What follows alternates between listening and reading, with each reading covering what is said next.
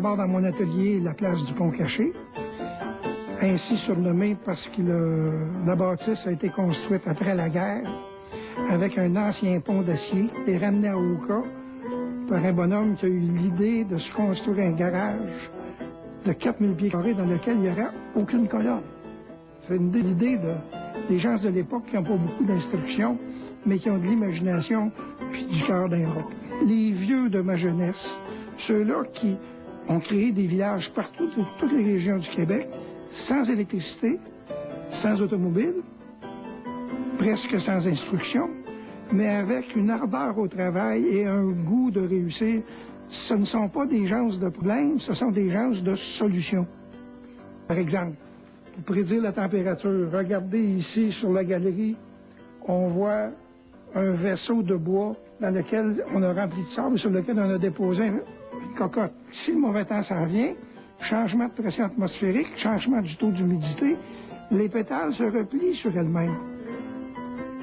Nos gens ont compris que s'ils surveillent régulièrement les comptes de que faire dans cette situation-là, par le changement d'ouverture, ils vont pouvoir savoir qu'il y a un changement de température qui s'en vient. C'est un charpentier de père en fils.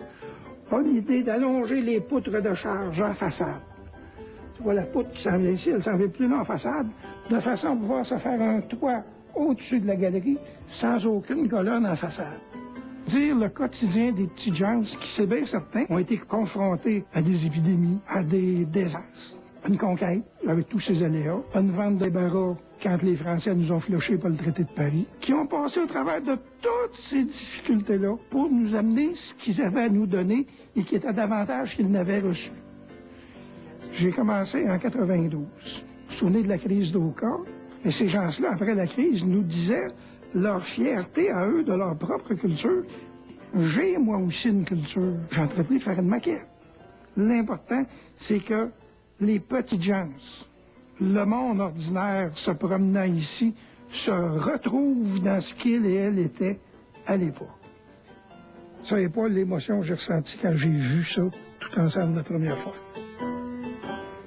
La maquette dépasse son artisan.